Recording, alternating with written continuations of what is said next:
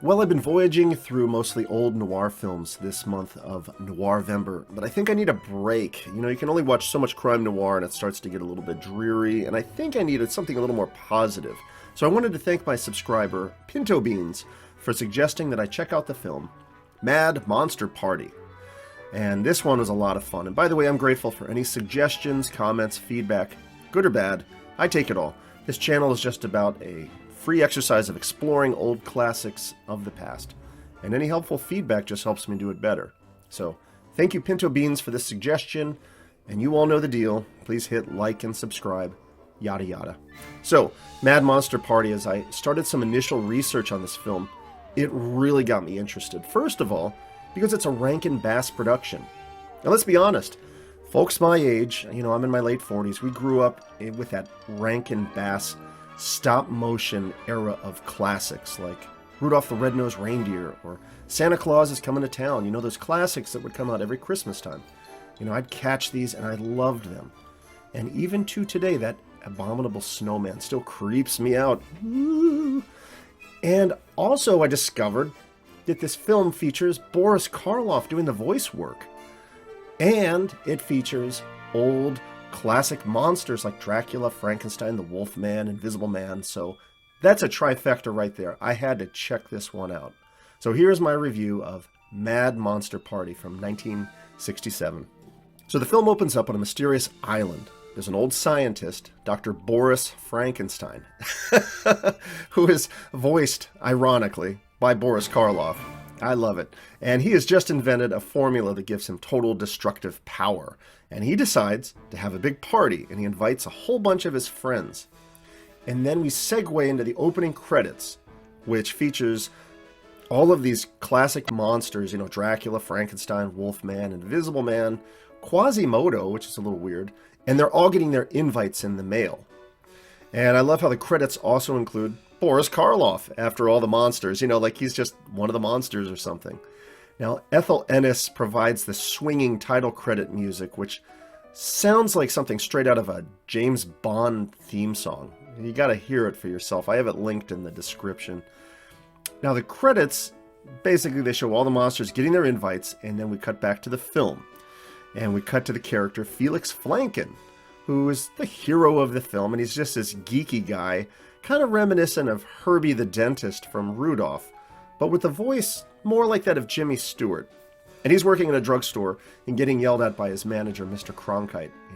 We've got a whole rack of those Veeble Fetchers to unload. Veeble Fetchers, I love it. And note that voice actor Alan Swift did most all of the voices in this film. Not just Felix the manager, but also all of the monsters. It's really impressive. Well, Felix gets the invite to go to this monster island, and he's mistakenly thinking that it's a tropical resort or something, and soon he is on the way. So we cut back to the castle, and we have Frankenstein's monster, or Fang, as he's referred to, and he's watching this lovely girl walk past in the hallway, but he's scolded by his wife, the monster's mate, who was voiced by legendary Phyllis Diller, who tells him off and then breaks into a musical number. Now note, there's a lot of music in the film, but it's all great. The doctor is visited by his lovely assistant, Francesca, voiced by Gail Garnett, and gets some of the male responses to the party. And we find out that Felix is the doctor's nephew, who will be visiting. Felix, meanwhile, is boarding the SS Herring with a bunch of the other monsters, and of course there's a lot of silliness as, the Invisible Man and the Wolfman, they get on the boat as well. And Felix kind of seems oblivious to all these characters so far. At the castle, the doctor is getting ready for visitors and gives instructions to a bunch of his zombie guys, including the character Yetch, who is this green-skinned Peter Lorre type character. I love how Peter Lorre is considered a monster in the film with the others, and with a detachable head, of course. The monsters start to gradually arrive, and there are plenty of groan-worthy gags through this film. The mummy arrives, and I wonder how he got his invitation. He has an unlisted tomb. Oh boy. The doctor and the monsters gather for a big dinner, and here he announces his crazy destructive formula, and also that he will be resigning and turning over all of his secrets. And there's a lot of muttering and grumbling by the monsters of who it is that will take over. And then we get a musical number by Little Tibia and the Phibias. And the monsters are dancing. The monster's mate and the mummy get dancing to this crazy tune. So behind the scenes, Francesca strikes up a deal with Dracula to try to get the doctor's secrets. Now, the monster's mate is listening in secretly, but she's discovered. And, of course, it turns into a big ol' fight, including throwing food around. Yetch loses his head as Frankenstein's monster goes bowling with it, etc. A lot of silly stuff. And this is followed later the night with more silliness as all the monsters are all trying to go to sleep, but they're, interrupted by things like the Wolfman howling in his sleep, etc. It's all goofy. Felix finally arrives by rowboat, and he waves to Dr. Frankenstein on the shore. And Francesca is there as well. The doctor tells Felix that he'll be putting him in charge of all the monsters there. And this news, it's just a little too much for Felix. So he says, hey, I need to go off and do some fishing in the moat to think it over. Meanwhile, the monsters have all turned on Francesca, and she flees, jumping out a window into the moat to be rescued by Felix. She's yelling and upset, and Felix, telling her that she is hysterical, slaps her. Okay. And then she falls head over heels in love for him and starts singing. Okay, that part was a little bit weird, but let's keep going. The monsters, meanwhile, all congregate together and plan to go after Felix and Francesca.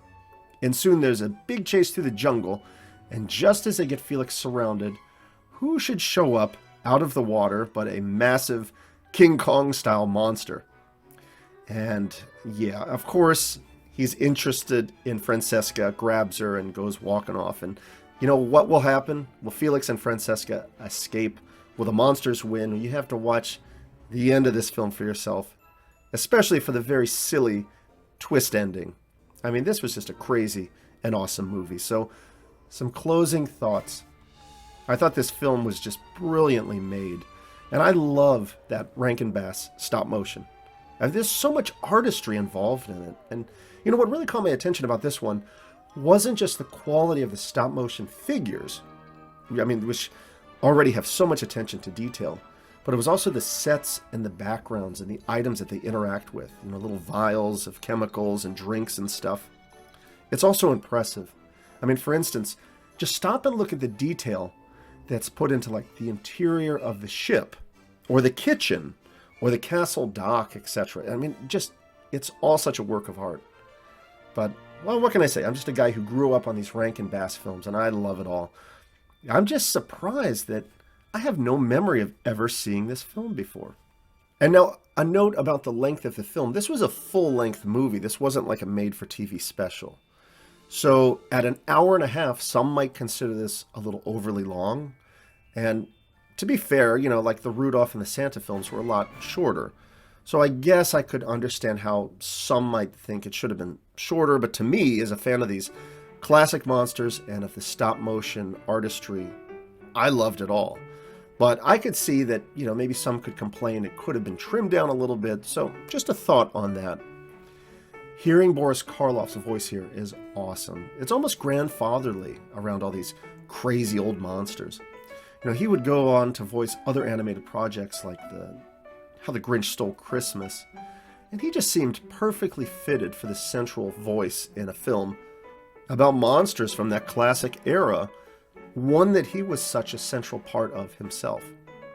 Also noteworthy in the film was a musical score by Maury Laws. It's got this jazzy pop sound to it, that 60s flavor that seems to intentionally have that spy era Henry Mancini sound to it. I really loved it. And some more awesome background details I found out. The screenplay was by Len Karabkin and Harvey Kurtzman, the creator of Mad Magazine. And character designs were done by Jack Davis, the former EC Comics artist of the 50s, and most memorable to me personally was that legendary artist from Mad Magazine. I remember his issues and the art he would do so fondly. It's amazing illustrations, and you can really see his style reflected in a lot of the characters in the film. So that's Mad Monster Ball from 1969. Thank you again, Pinto Beans, for this recommendation.